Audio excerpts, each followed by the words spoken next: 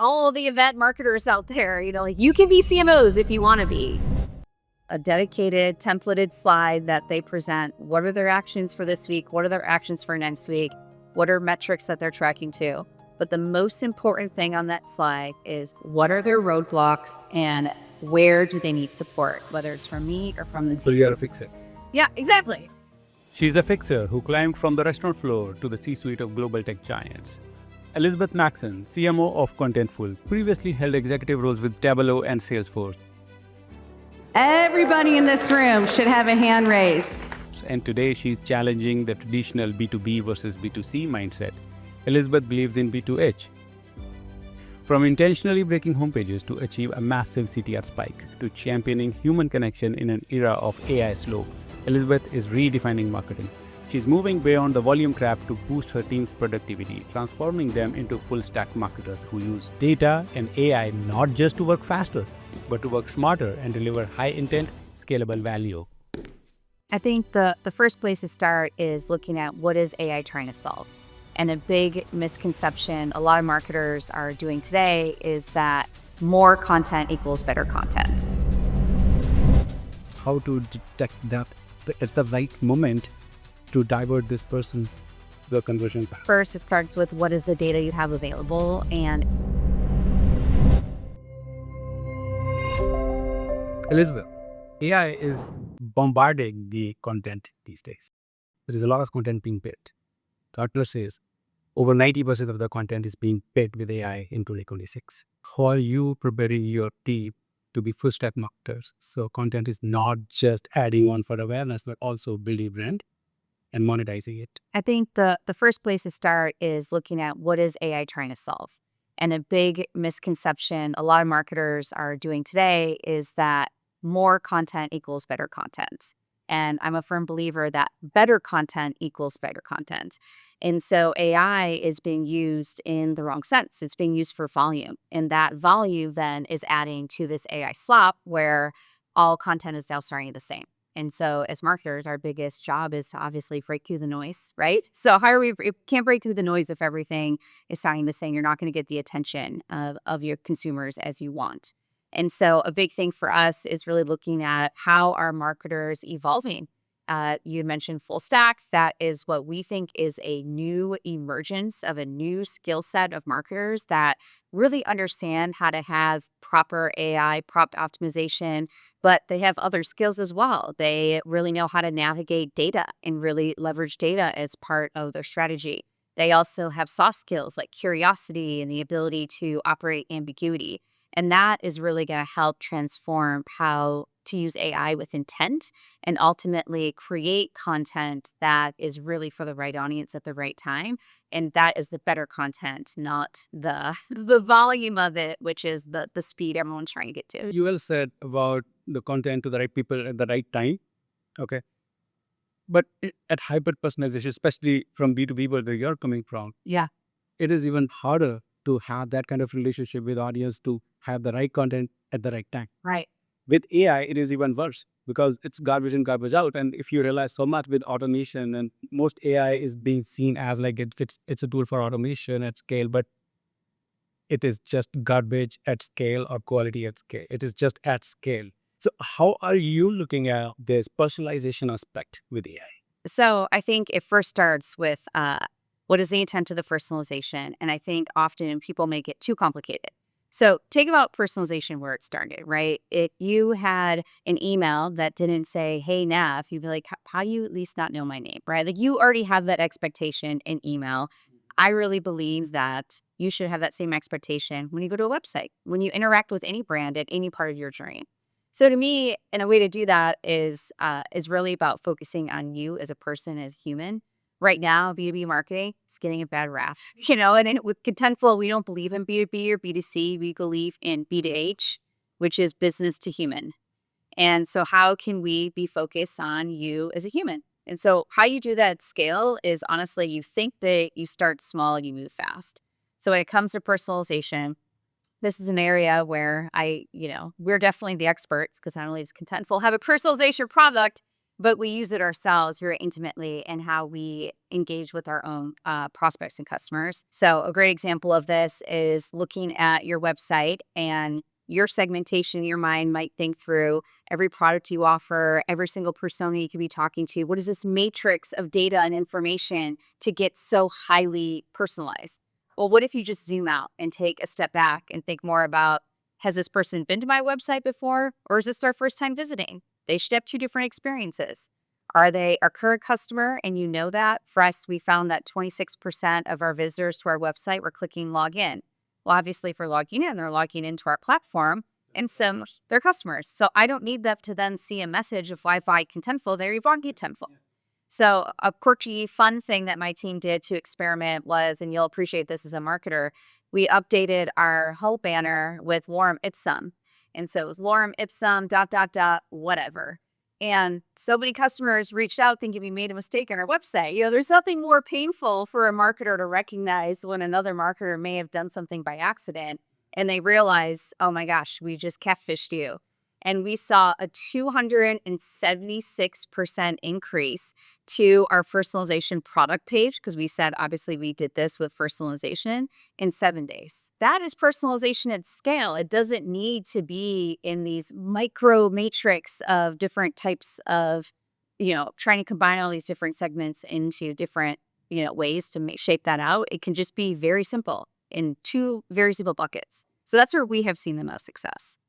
How are you finding intent in this case? You're saying okay, human intent is important to learn. When we look at intent, we have to rely on a lot of data. Okay, sometimes it's actionable intent based on the customer journey, where at what stage the customer is, as you said, first time or second time. But again, if content has already been seen in previous sessions, okay, this time shouldn't be repeating the same content. Right. Yeah. In the real time world, when you have to go very fast and send user to the conversion zone quickly, right? And what are your approach or strategies to look at okay, how to detect that it's the right moment to divert this person from the conversion path? So I think first it starts with what is the data you have available, and again, not to be overwhelmed by that. So for example, with our team, we looked at that as a two-phased approach. So our first phase was, let's connect obviously to, data that we have within Contentful. Let's look at our Google Analytics, what are some intents there? Our second phase was then connecting to other tools such as Marketo or Qualify and having higher intent. So it doesn't mean trying to think through every possible data source that you have and instantly try to connect all the things. I think it's important to take it as a phased approach, understand what you're learning from that data and how it will inform with the next data set that you have available. So that is how we approach personalization. Again, really trying to start a little bit more simply. And then it goes back to your actual segmentation and what are those journeys that you are creating. So another example for us is geotagging. So we have an event I always like to talk about. It's called Contentful at the Cinema. We buy out AMCs all over the world and we host movie premieres. It's a great prospect event and for customers. It's such an amazing event. And so we host these out all over the place. And now we take, very minimum real estate of my website on our eyebrow head. And now we know geotagging to know that we were in San Francisco. So it says, hey, San Francisco, come check us out, for this next movie premiere. And we increased our reservations by 51% just by doing that geotagging. So again, it's really thinking about what is the real estate you have available to you. What are ways that you can really think through personalization in a much more simple way and actually have pretty immediate impact without even trying that hard? And a lot of that comes from experimentation and empowering a culture and a team culture to take those risks and experiment. And, it's just a moment in time. And if it doesn't work, then great, pivot and do something else. I don't think we experiment enough. And my team does. We really value that experimentation. Experimentation is must. Marketing cannot happen without experimentation. I totally agree with that. But personalization and privacy, they go hand on hand. And there is a very thin line in that. If suddenly you share some information with a person based on the information, the private information you already have, the person haven't shared. Sure. There are compliance issues in this case. Yeah, and I guess that's my whole point is you don't have to go into that depth. You don't have to, I'm not suggesting you understand data about me of, my age and my family and all these different things, and that's what you're expecting out of that. What I'm saying is if you look at simplifying it and actually think about, your segmentation and buckets in a much broader way, you can have really great impact by just starting there. And again, that's just the type of impact we've seen within our own experimentation. Do you experiment just with content or you experiment with tools also? Oh, I mean, yes. So no, they were tools. So tools is a whole nother thing. I mean, we did a report with The Atlantic and really thinking about how tech stacks are evolving, especially with AI tools, and what is a form that everyone seems to be stuck in experimentation phase. That's not the mode I'm in. I'm now committed to how to deeply embed AI into our workflows that are going to help take care of the mundane tasks of our marketers so they can focus on the value that they bring in their jobs, which is being creative, having their own real lived experiences, come into play. And so I think there's a million tools out there and they're rapidly changing. And a lot of conversations I have with other CMOs is which tool is the right one, right? And it's just comparing notes. I don't think a lot of people have, no one has the magic answer, right? And so what I think is cool about this though is it has completely introduced this almost a vulnerability of being open about what you do know, what you don't know, what can I learn from you, what can you learn from me, or you're trying this, you're trying that. And the same within my own team. So one thing that I think is interesting with AI is it, in a lot of cases, feels one-to-one. Take ChatGPT. That is myself in a conversation, right? You're not part of that conversation with me. I can share you my output, but we're not collaborating together in a single thread. So because that's so one-to-one, I'm experiencing something different than what you're experiencing. So then how are we sharing that together? And I noticed this as an opportunity with our product marketing team when our go-to-market leader had created what we call our NASCAR slide, slide that has all of your customer logos on it, which is so painful to create, right? And he created it with AI and he posted to our team, like, look how amazing this is. I did this in seconds. And I was like, this is great. And I tagged our customer marketing team. I was like, what do you think about this? And they're like, this is amazing, but all the wrong logos. And so, or wrong approved logos, I would say. And so what ended up happening is it opened up a new opportunity for, okay, we know we want this in AI.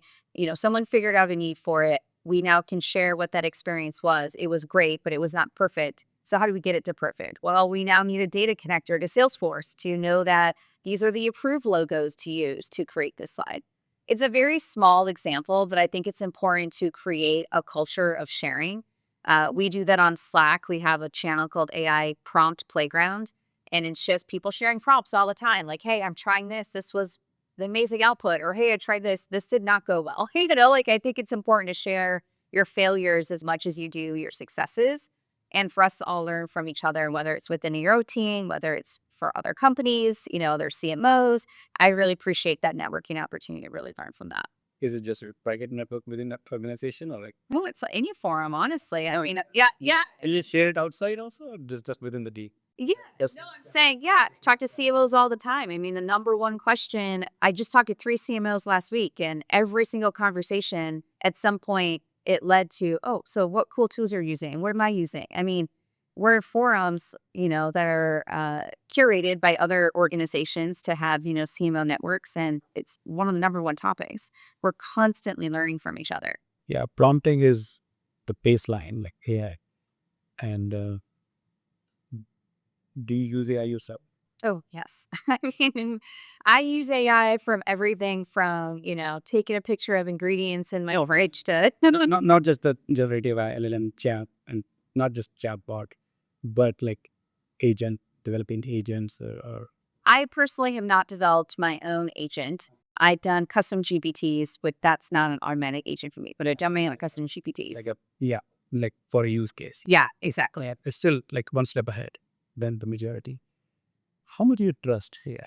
I think AI is only as trustworthy as the data sources it's connected to. So that's equally an issue internally for any company, right? You can be using a great tool, but if it's pulling from old data or reference documentation that is no longer up to date, then that is obviously the wrong output. You started earlier with data garbage and it's garbage out. So I think a critical part of this is maintenance and really understanding what are those data connectors, where do you need to truly archive things, to make sure that's not pulling from the wrong information. I think that is really important. And how are you training teams to be AI-enabled? I mean, we spend a lot of time with our own team, everything from the AI prompt playground that I mentioned to in every single all hands, we do an AI spotlight. So we do that across our entire company all hands, as well as in with my own marketing all hands.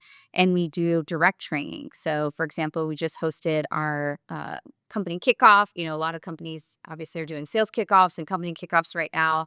So we did dedicated marketing training on storytelling, how to use AI for image creation, how to create custom GPTs. So we spent a lot of effort on it to make sure that our team is constantly upskilled and learning from each other. CMO roles are going to transition into Chief Market Officer, and how our CMO is actually going to be more responsible for driving full go-to-market across an organization. Some of the most successful executives I talk to, they're rolling up their sleeves and actually getting into the tools themselves. I partner very closely with our RevOps teams on the tools that we have there. Went to our RevOps leader on use of momentum and how can we be generating the right prompts against our calls over the last 6 months, and is the messaging that my team is creating, is it actually resonating? Are sales actually using it? What is the sentiment that we are getting out of it from prospects and from customers? You have your metrics, you have your roadmap to justify, okay, we are successful with AI. What is the right approach to get there?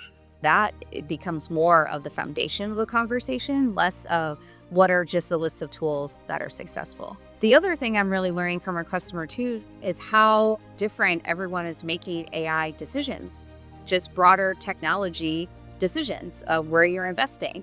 Sometimes that goes to maybe a council, or it's a review that's done, once a month or once a quarter. I mean, I talk to so many different customers, they have different processes. AI has now added an entire different layer to that process. Two ways to look at it. I mean, again, like if something can be done, it doesn't mean like people in go, right? Right. People have different kind of strengths. We all have there is a lot that AI cannot do today. Sure. Okay.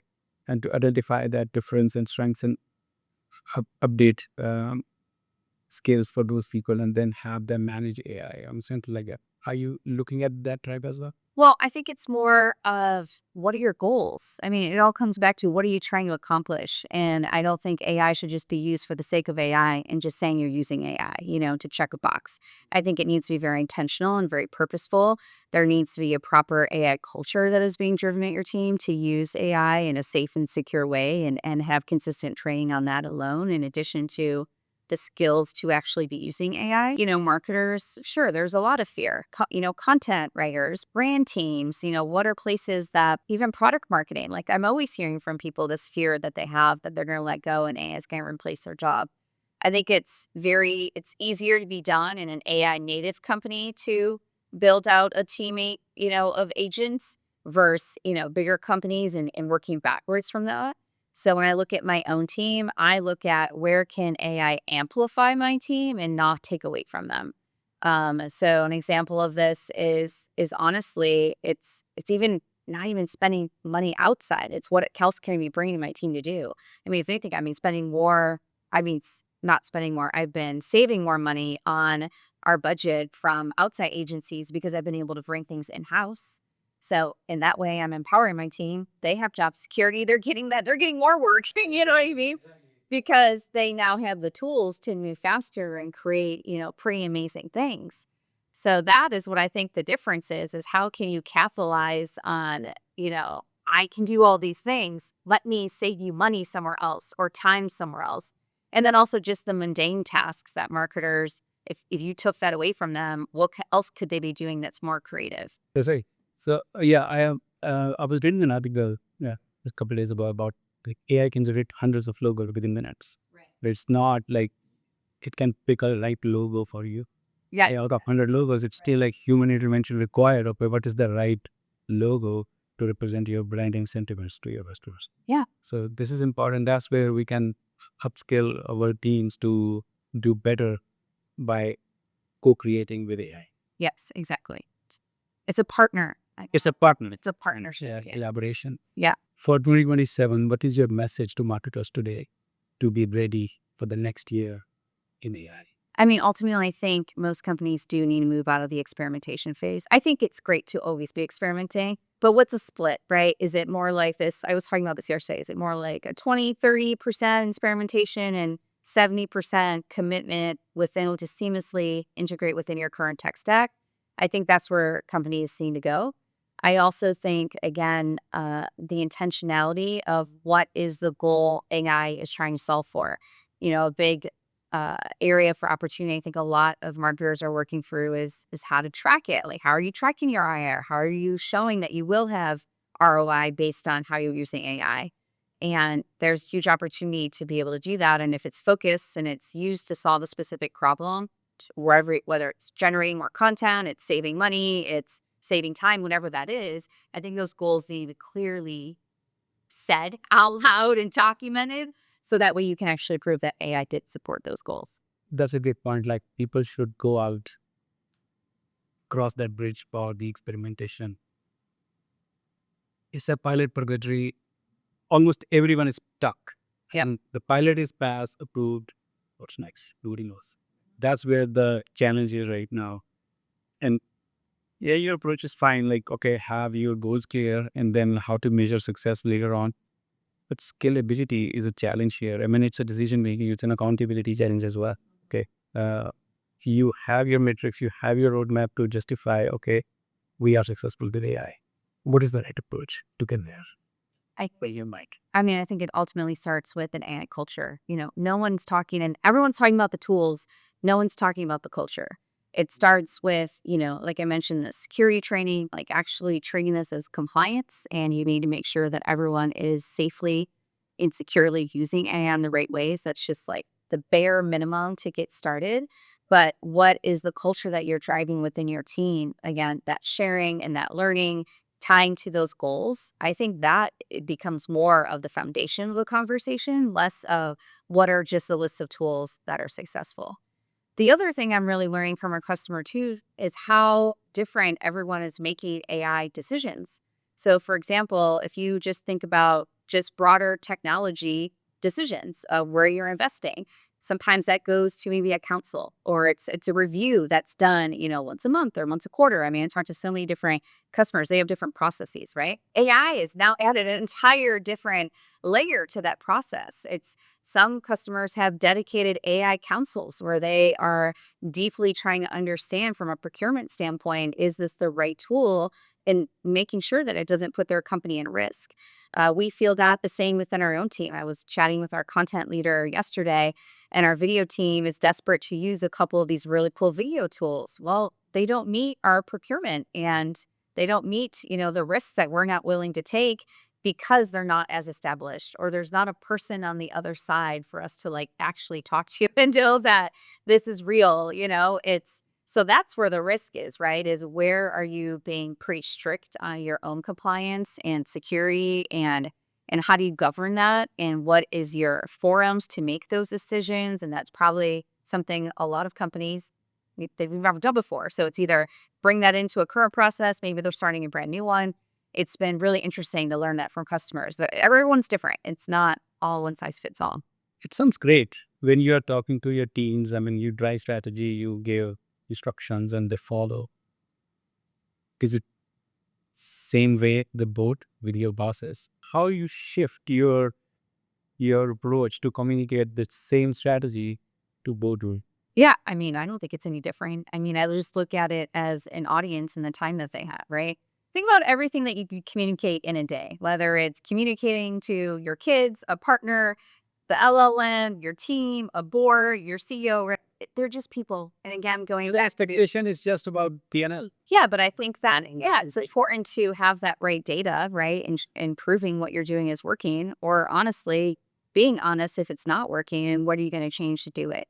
I feel very fortunate that the leaders that I work with, and something I pride myself on, is being very biased for action. And I don't sit on things if it's not going well. I want to be a problem solver and figure out what's the next thing to help maybe pivot a strategy. But I think that's no different in reporting out, to the board. It's being honest about what's working and what's not working. But there is another study by Gartner says marketing budget is stalled. It's still flat, around 7%. That's not new, though. Think about it. Marketers forever have always been asked to do more with less. That is not new. The difference is, though, they're being asked to do more by solving it with AI. And again, it comes back to, well, what are you actually solving for? So I don't think this is a new problem for marketers. I think that is something that CMOs have felt forever. It's like we've always been asked that. So I think it's just a matter of getting creative with your team and your strategy and where you're going to have that impact. Then, if goals are changing, goals are increasing, how you shift your money around? I mean, how you prioritize where to put in money? Because money is limited. Yep. It's not increasing year over year, but goals are changing. And with this space, like when you have to readjust your lot of programs and campaigns and even website experience. Well, I think there's a couple things. First is if you think about, marketers, we constantly talk in the funnel, right? And I no longer think that the funnel is a 3-course meal. The funnel is now a buffet. And you have to really make sure that you are meeting your customers, your prospects where they are. That does not mean being everywhere. That means being in the right channels. And again, it goes back to data.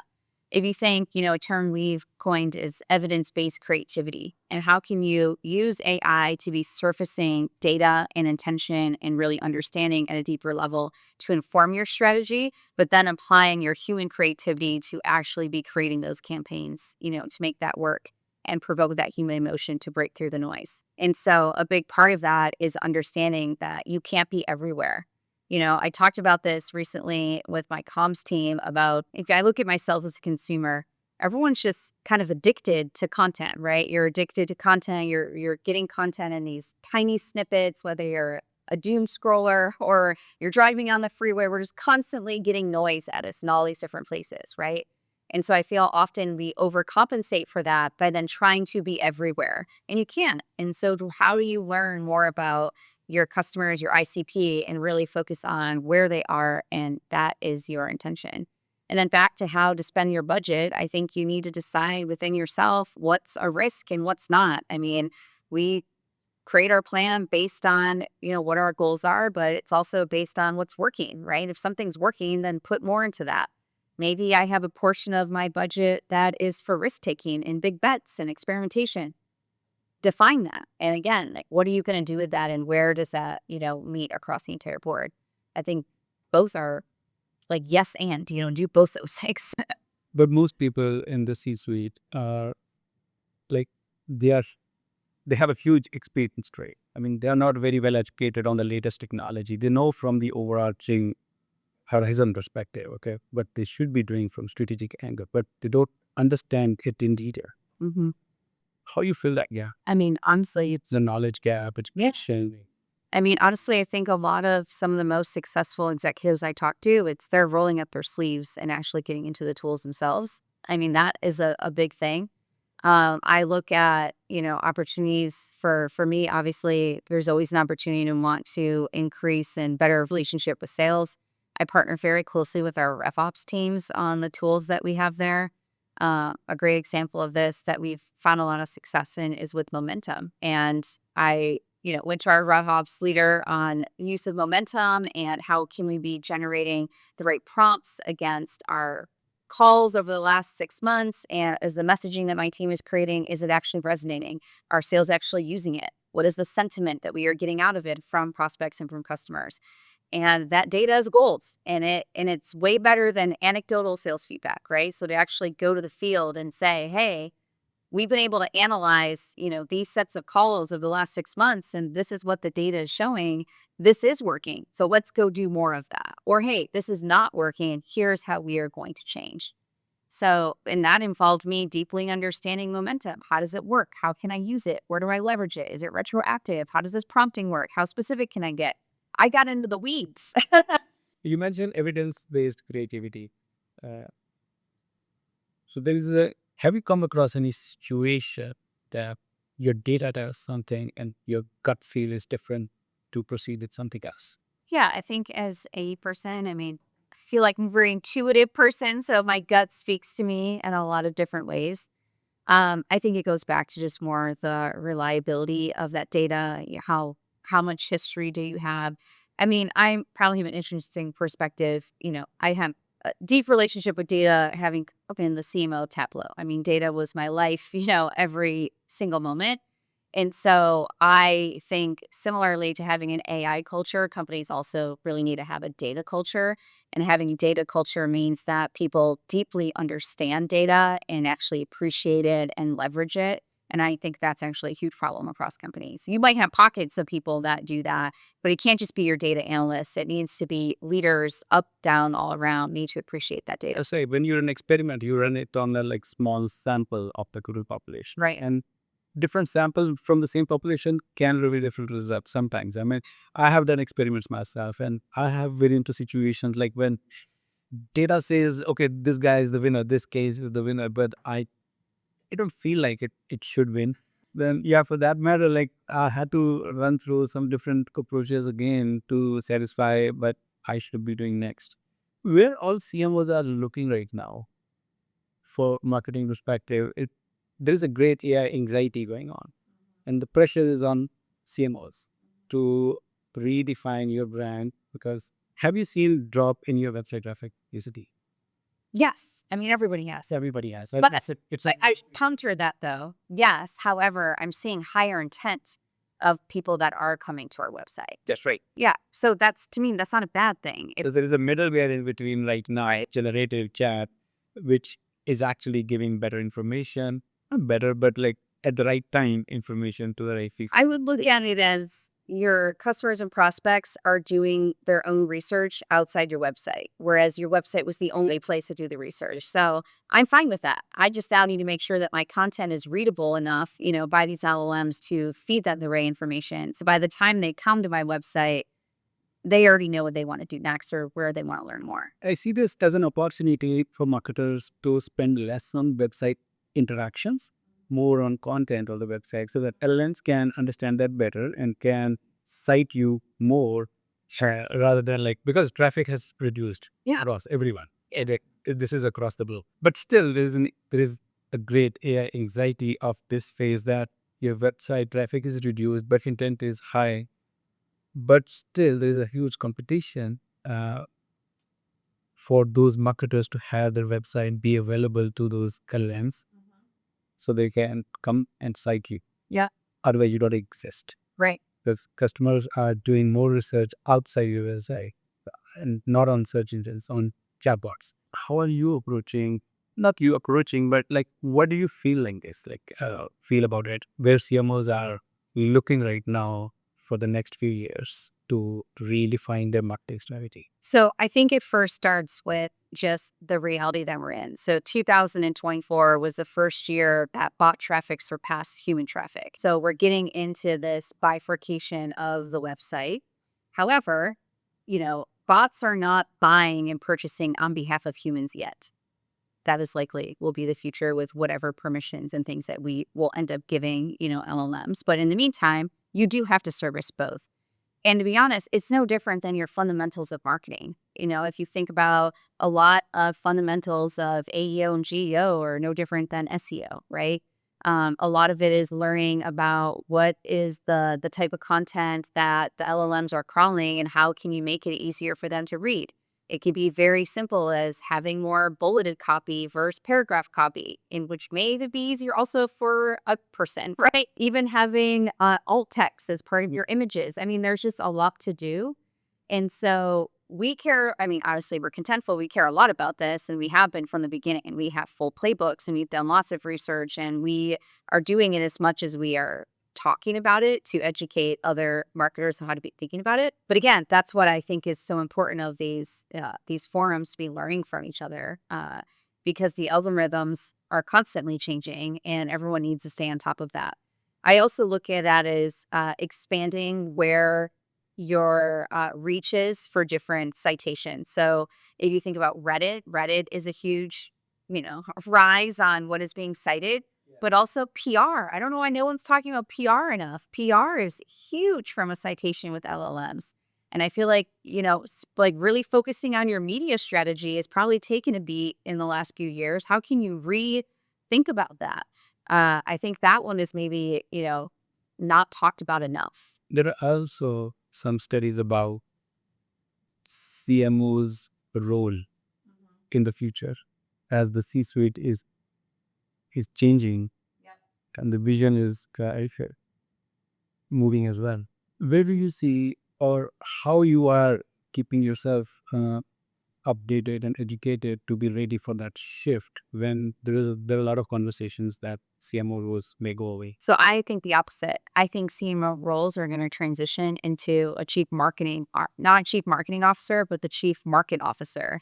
And how our CMOs actually going to be more responsible for driving full go-to-market across an organization.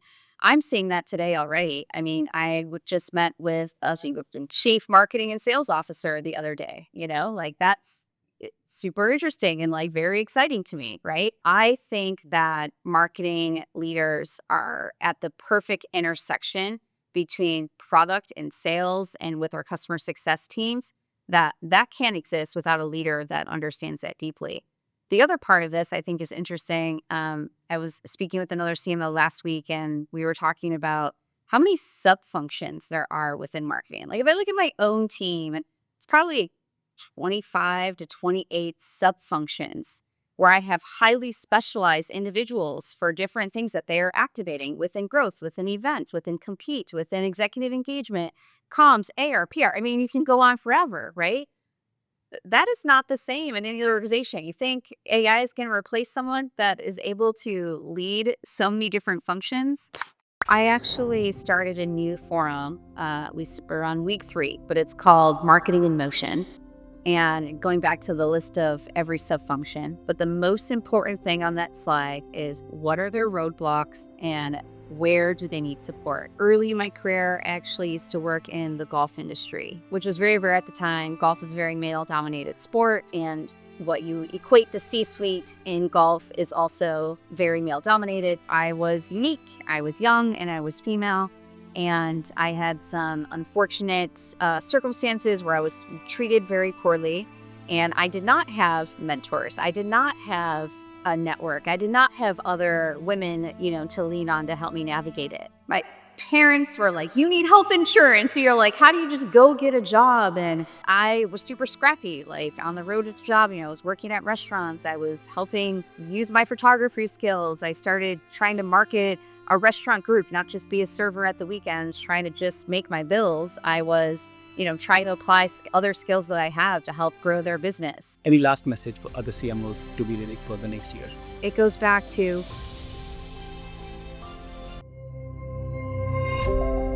Study says, it says 65% of CMOs expect AI to dramatically change their role within 2 years. Yet only 32% believe they personally need to change their skill set. So you may be around these 32%.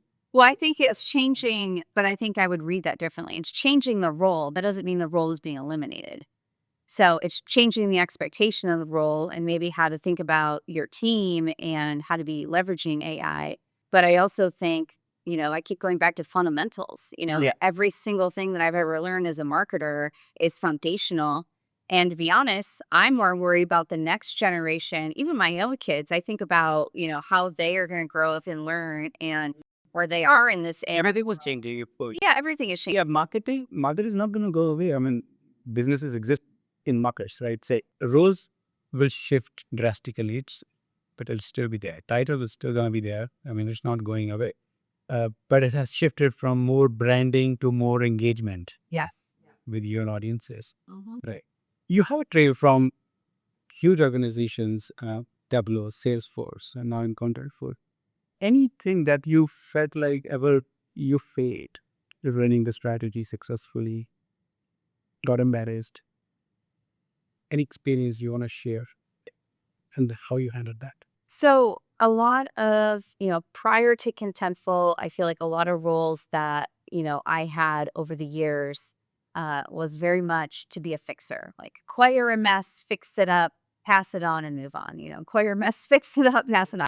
Yeah, which I'm very good at. That's one of my superpowers. That said, I also have worked on a lot of different acquisitions. And often when you acquire a company, It's very much how do you deeply embed them into the parent company and make them exactly like the parent company. That is tough. And it is really hard to do. I have been through it several times Yeah, in process. exactly. It's not easy. So the experience that comes to mind is trying to do that and that being a failure. And how to course correct from that, honestly, was going back to putting customers at the center and talking to customers, but not just talking to them, deeply listening and then actioning to make sure that they were heard.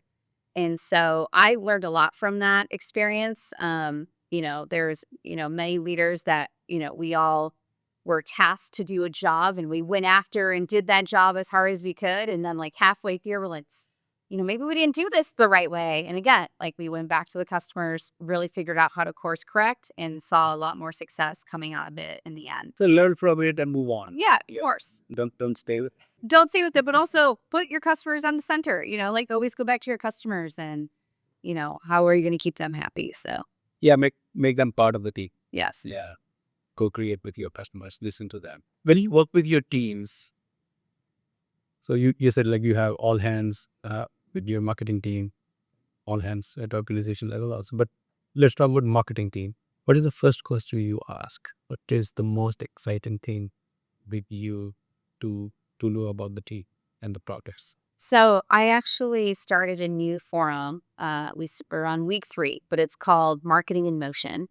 And going back to the list of every subfunction. So we have every subfunction represented. Each representative of that subfunction gets 2 minutes.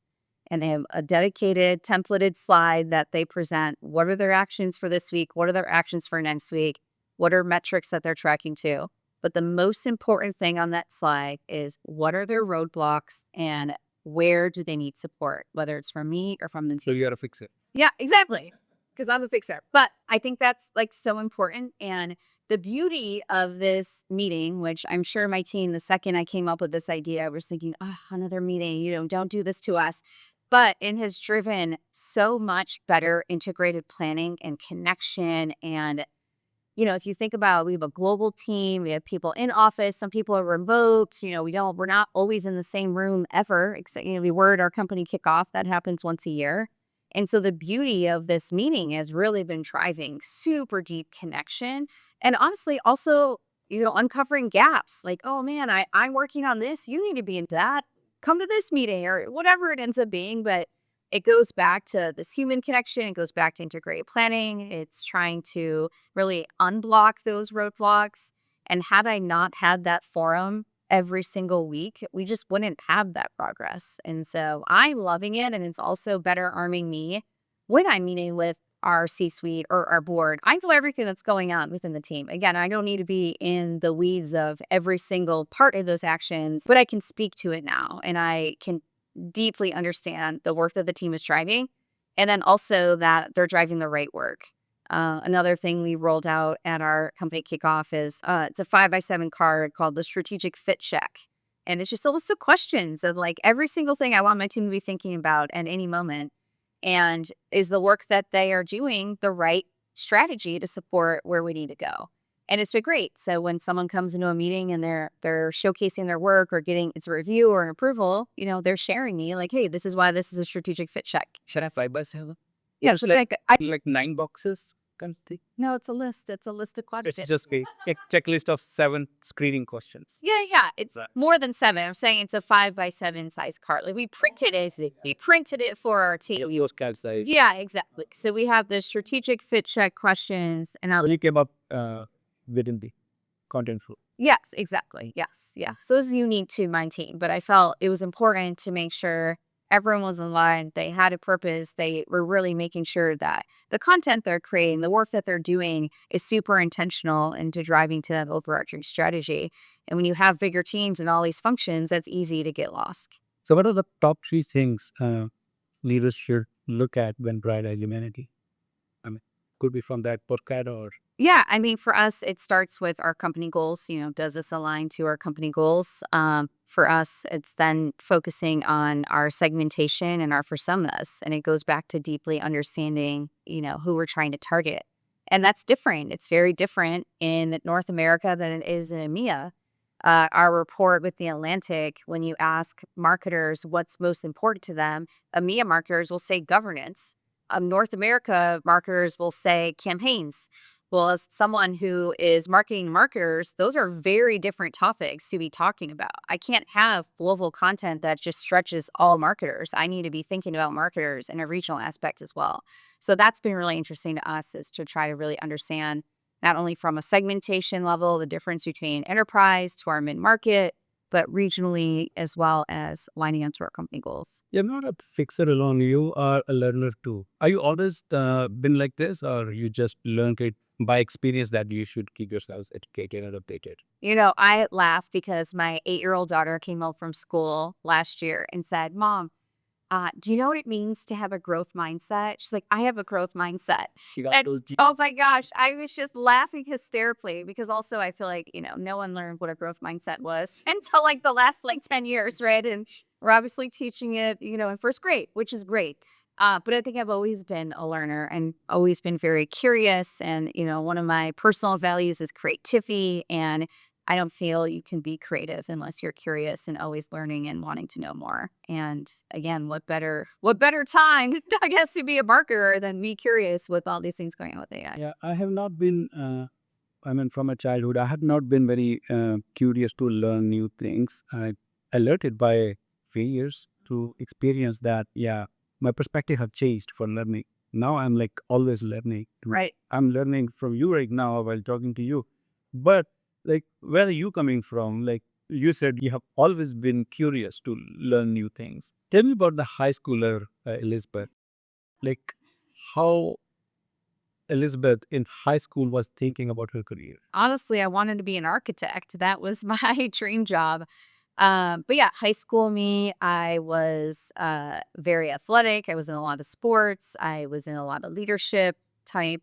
So, or you have Organization. keyword skills Yeah, exactly. on that matter. Yeah, I mean, I grew up very early on playing softball since I was in second grade. Played softball my entire life, so always had that team mentality. But I became very passionate about being part of leadership organizations, or even going into college, attending leadership conferences, and then as I went through my college career, then helping run those conferences. So there's things that I feel like it's not only myself learning, but it's sharing those learnings and really bringing up people up around you. I feel like is super important.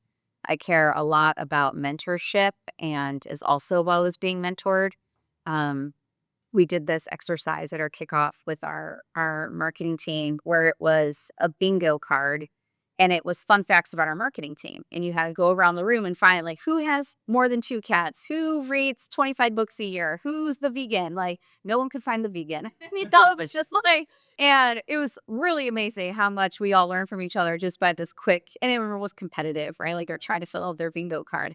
But what happened was one of the questions was you either have a mentor or you are a mentor.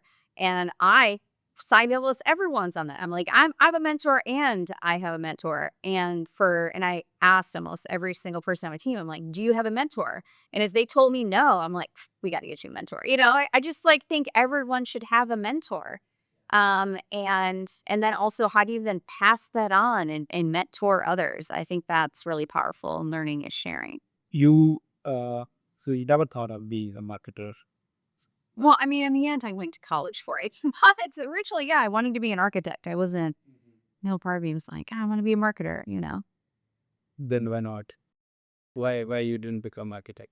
Part of this has to do with, the education system. So, like in school, in order to be an architect, I should have taken drafting, and drafting was only offered at a very bespoke part of our school. It was actually off campus, and it was a dedicated program you had to get into. And it conflicted with, I was also in the band and I really loved music, and it conflicted with music. And at the time, that was more important to me to have that skill of music. And that was like my departure.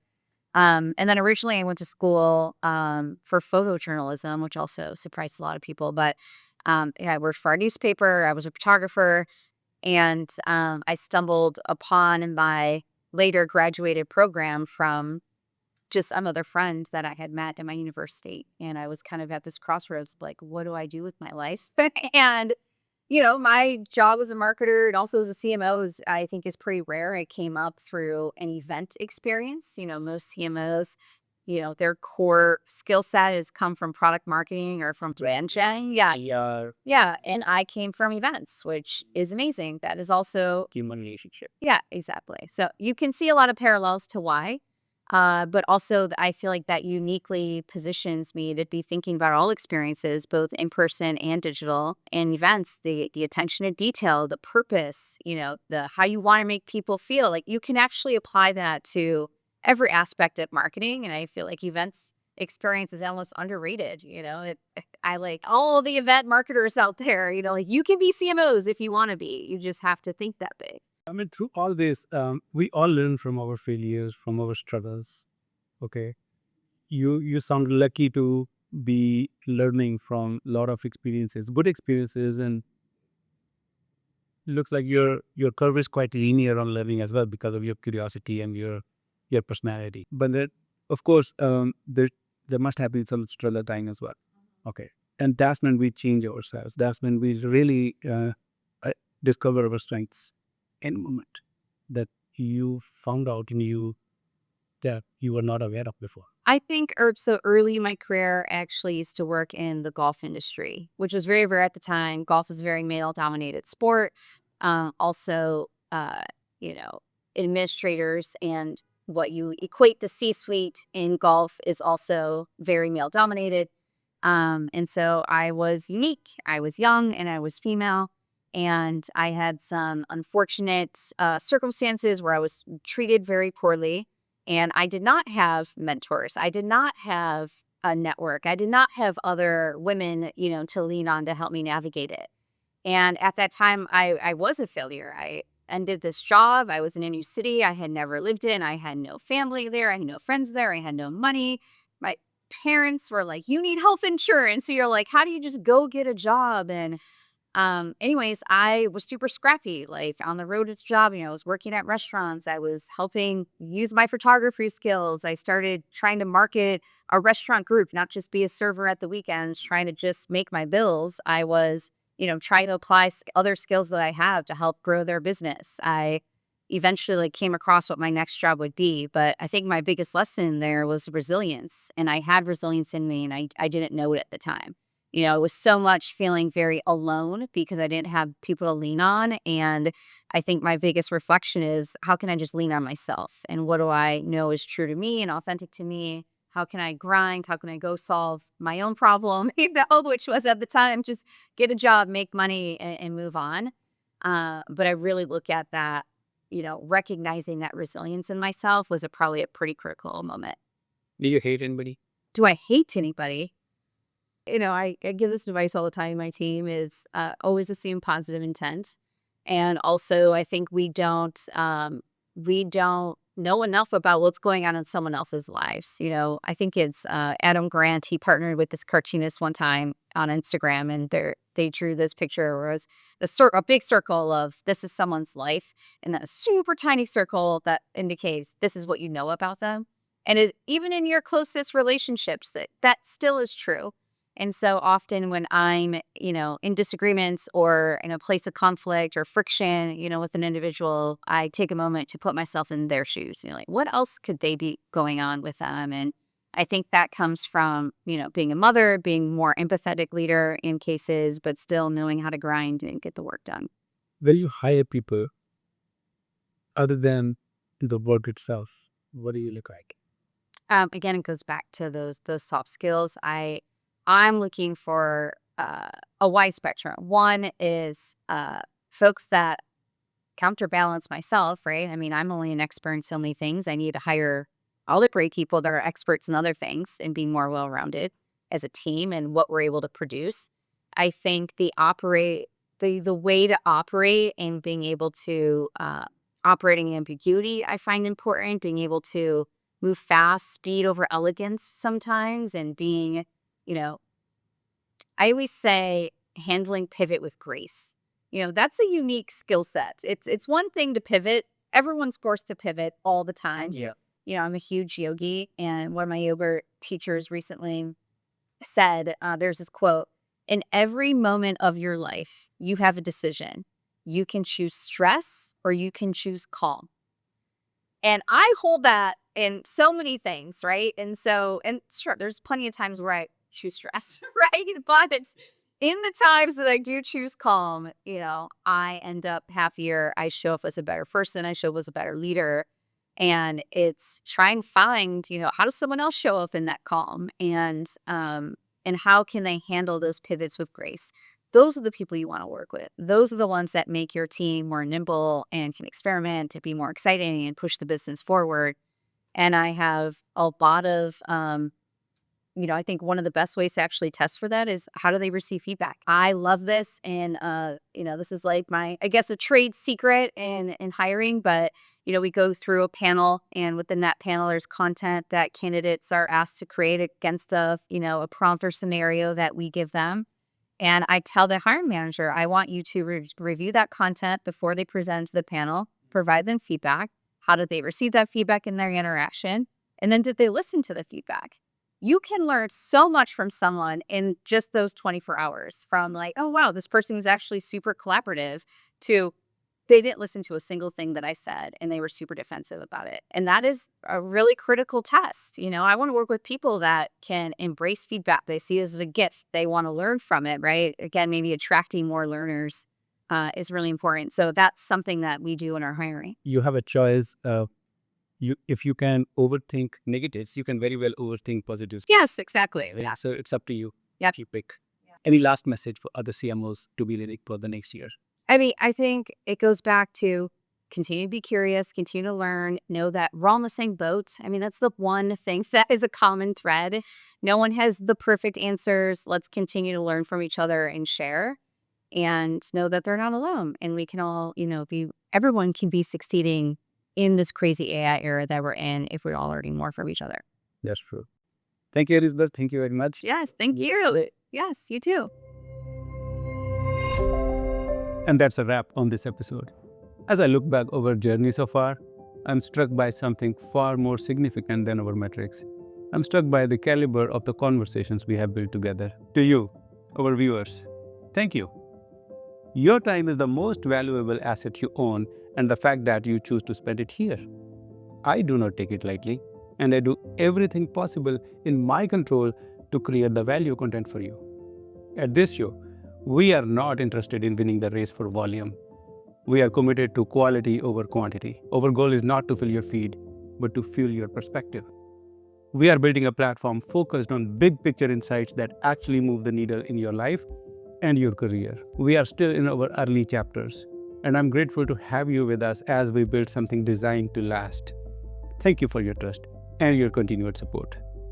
If you value this perspective and our agenda, I invite you to subscribe and join us in building this mission. Thank you.